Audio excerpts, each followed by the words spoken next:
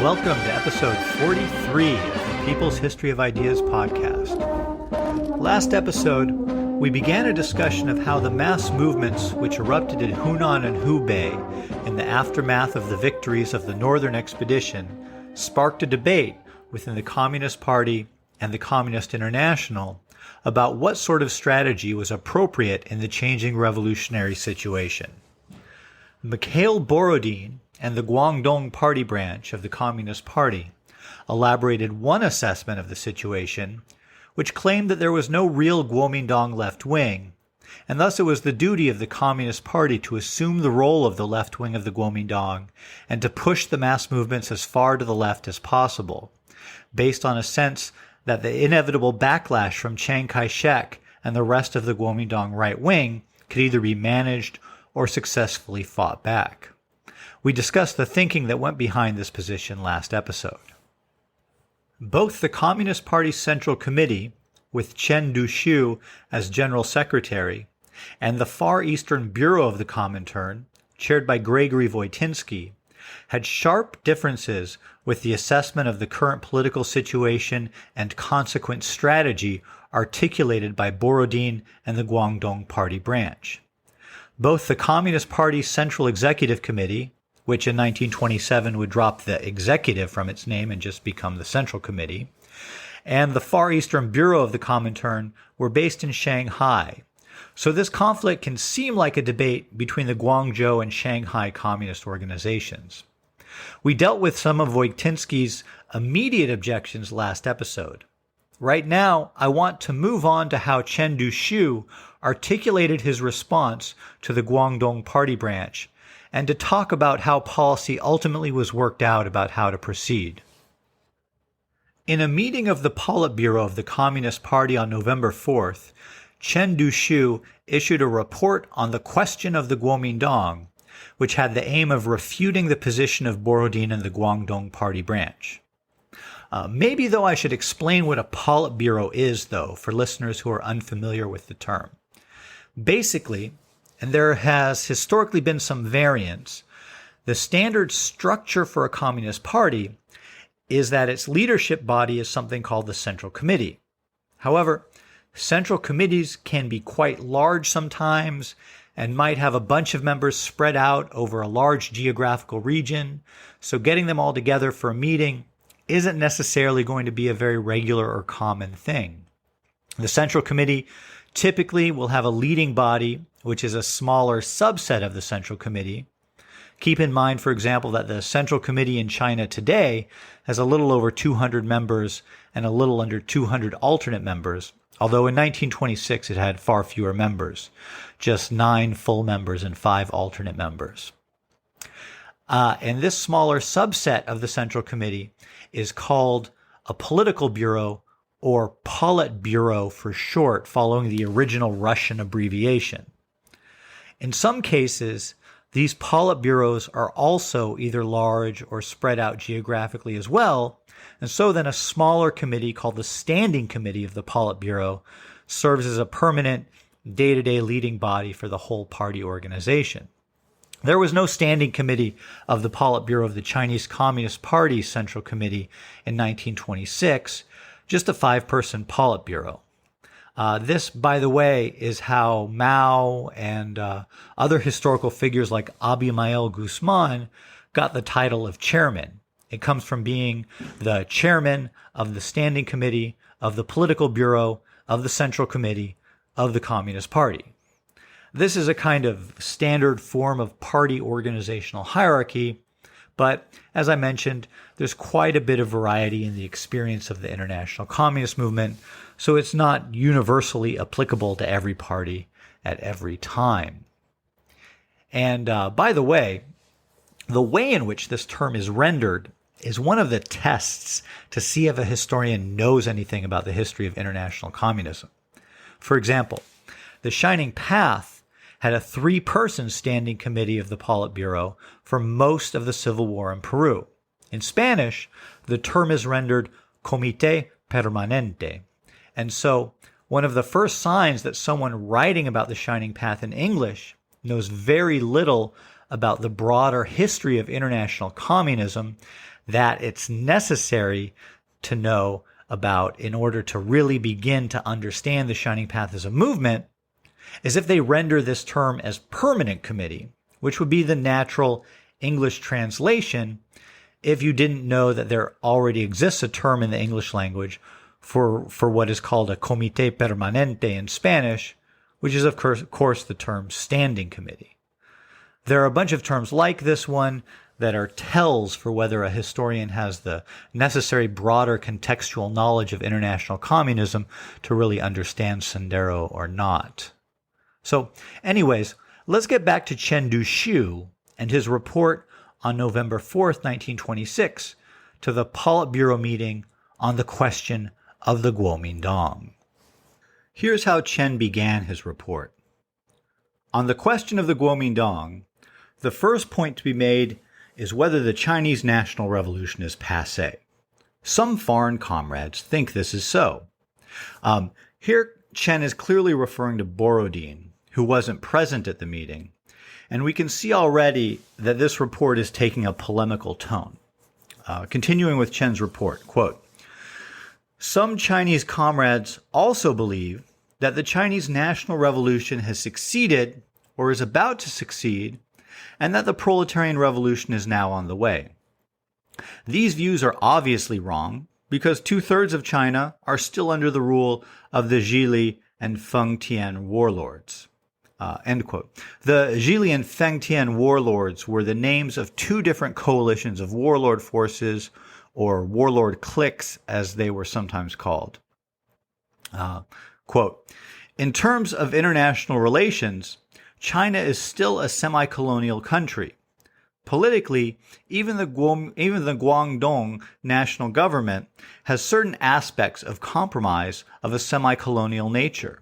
Economically, national finances, financial administration, customs, transportation, and major industries, particularly coal and iron, are controlled by the imperialists.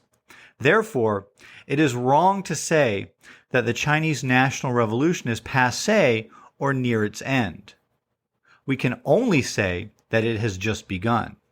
If our observations are correct, China still needs a national revolution. End quote. So, what Chen is doing here is he's starting off the report by saying, look, okay, some of you guys are getting pretty excited about the success that the revolution is having and want to take things very far, very fast. So let's just slow down a second and look at the situation. Most of the country hasn't been touched by the revolution yet. And even where the revolution is in power, there's still a lot of economic might being wielded by the foreign powers. So we even have a lot to do to knock them down in the areas that we control. So then Chen uses this assessment of the objective situation to make an argument about what stage the Chinese Revolution is in. He subscribed to the view that the Chinese Revolution had to proceed in two stages. First, a national or democratic revolution, and then, after some form of national democratic revolution had triumphed, then you could go over to the socialist revolution. And what this meant, and here he was following what was definitely the dominant view at the time, and was the orthodox position being promoted out of Moscow, was that at the national democratic stage, the communists had to be in a coalition with political forces who were the natural leaders of the various other classes, such as the capitalists who weren't connected with foreign capital, the students, the merchants, and the peasants. It therefore followed, according to Chen's thinking, and here again he was just following the dominant thinking in the international communist movement at the time, that at this stage of the revolution, the communists had to be in a coalition with whatever political force represented these other classes. Here, he explains this in his own words in the second paragraph of his report. Quote, however, then the second question arises, do we need a national revolutionary party? Some comrades think that the national revolution can be carried out by the Communist Party. A national revolutionary party is not necessary. On the surface, People who say such things appear very leftist, but in fact they have aided the imperialists and warlords. This is because, first, without a national revolutionary party, we cannot directly command the petty bourgeoisie in the cities, and second, communist regimes cannot survive under the present international circumstances. Parentheses. Recently, a Japanese viscount asked the Guomindang commissar in Beijing whether Guangdong had a communist government. End parentheses. This is why we still need a national revolutionary party at the present time. End quote. So, of course, as we know today, the Chinese National Revolution did end up being led by the Communist Party. And one of the theoretical innovations of Mao Zedong is how he developed an overall strategic orientation which involved the Communist Party leading all the various classes in Chinese society which could be won to support the revolution, beginning with his ideas about working with the peasantry and sort of expanding conceptually from there. And I would argue that in doing this, Mao was drawing on ideas that were present in Lenin's work and that Mao further developed through extended revolutionary practice. But there's a big learning curve for the Communist Party here, because of course that victory is 23 years off from when Chen Duxiu was giving this report to the Politburo meeting. And Mao definitely had not developed his ideas fully at this time at all. So the Politburo meeting that Chen gave this report at did not resolve the issue of strategy and how to relate to the different Guomindang factions. This had to wait for an expanded Central Committee meeting, which was held in December in Wuhan. And at this meeting, members of the party center from Shanghai, along with Voitinsky, sat down with comrades from Guangdong, along with Borodin, to work out policy. Here's the main tack that Chen Duxiu took when he argued his position at this meeting. And here I'm going to quote from the resolution on the question of the Guomindang left that was adopted by the Central Committee at the meeting. Quote, "Why do we want to recognize the left? Not only because the left's existence is a fact, but also because it is the key to our cooperation with the Guomindang. Of course, we should not superstitiously believe that there is already a strong and responsible left. However, even if there are only some leftists who are different from the rightists and cannot cooperate with the right, thus becoming a buffer zone between us and the right, they will have a great role to play. The consequence of denying the existence of the left will leave us only two courses of action. One is to cooperate with the right and follow the right in their oppression of the masses of workers and peasants.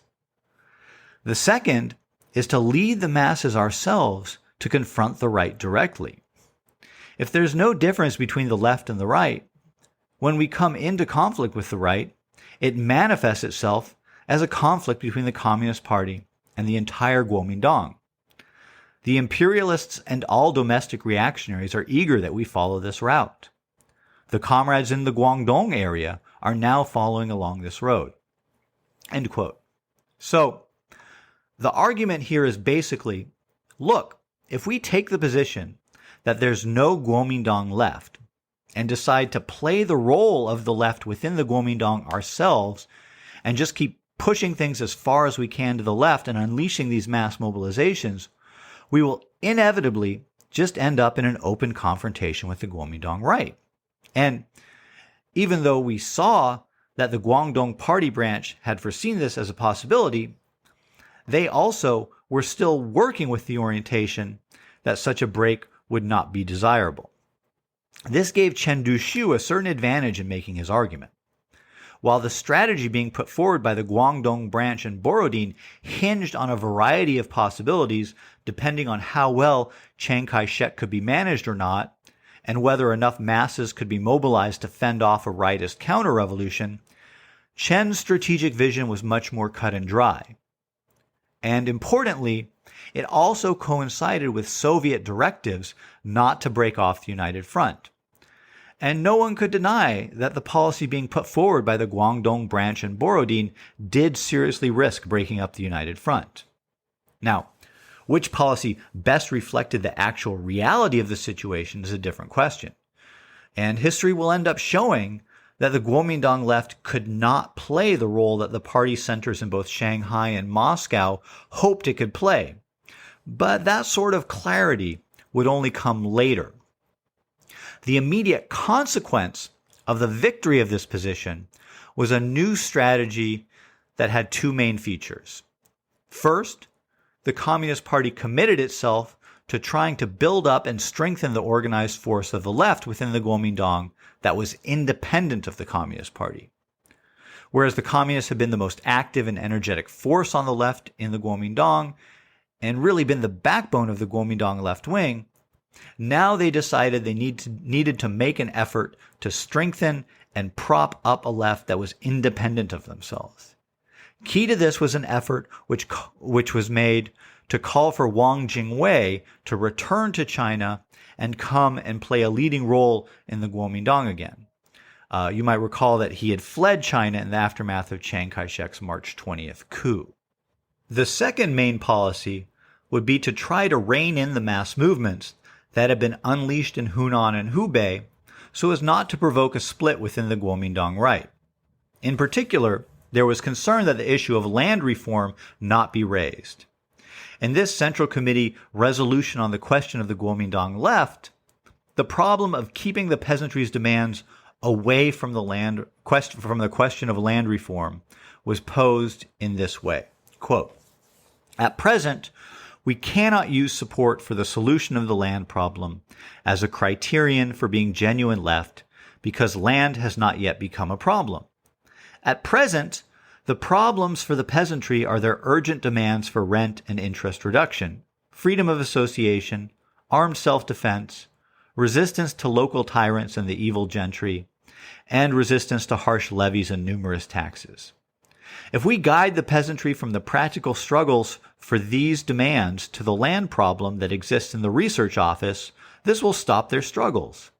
If we hope for the immediate emergence of a left that supports the solution of the land problem, this will be more naive than hoping that the current left can really support the current peasant struggles." End quote. There's a little bit to unpack here. First, it's clear that the priority here is uniting with the Guomindang left wing rather than advancing the peasant struggles. And it's implied, as was indeed the case, in the last line of the quote I just read, that the limited demands of peasant associations for rent reduction and less onerous taxes had caused enough nervousness on the Guomindang left. And so clearly a full-scale land reform program would not be feasible for their support. But there's an assumption in the resolution that a neat and clear line could be drawn in the Chinese countryside between limited demands like rent reduction and a more thoroughgoing land reform effort. As we saw in our episodes on the development of peasant organizing in Guangdong and on Mao's tour of Hunan in early 1927, which would be episodes 37, 38, 39, and 41, even limited demands by peasant associations quickly led to armed conflict with landlords and their militias, which directly raised issues of who controlled local governance, and ultimately the land in the countryside. This was indeed one of the main reasons that Mao gave for why the peasant struggle was the path for revolution in China, as we discussed in episode 39, and which is a point we will be coming back to as Mao's peasant war gets underway. There was just no way to draw, in practice, a hard and fast line between moderate demands in the countryside and more radical demands, when even moderate demands led directly to armed confrontation with landlord forces. Unless the Guomindang government could exercise greater control over local landlords, which it couldn't, or communist peasant organizers could exercise greater control over peasants who had been unleashed to struggle for their livelihoods, which they also couldn't do, the forces unleashed by this reform process in China's countryside would spiral into a confrontation in which either the landlords or the peasants would triumph. In April 1927, Mao, who supported a more thorough land reform policy, captured the unrealistic nature of the policy adopted at the December 1926 Central Committee meeting during a meeting of the Guomindang Land Committee.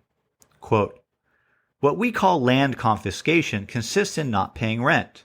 There is no need for any other method. At the present time, there is already a high tide of the peasant movement in Hunan and Hubei, and on their own initiative, the peasants have refused to pay rent and have seized political power. In solving the land question in China, we must first have the reality, and it will be all right if legal recognition of this reality comes only later." End quote. Mao was describing how disputes over rent had led to rent strikes and to conflicts in which landlords had been run off. A de facto land reform had occurred in that peasants who once rented land now controlled that land themselves. There was, in practice, no real way to both engage in peasant organizing and to limit that organizing in the way that was envisioned in the Central Committee resolution. Despite the fact that the Central Committee resolution declared that land has not yet become a problem and that the problem only existed in research offices, the reality was exactly the opposite. In Mao's Report on the Peasant Movement in Hunan, which was written in February 1927, there's a famous passage that reads, "All criticisms directed against the peasant movement must be speedily set right, and the various erroneous measures adopted by the revolutionary authorities concerning the peasant movement must be speedily changed. Only thus can the future of the revolution be benefited. For the present upsurge of the peasant movement is a colossal event.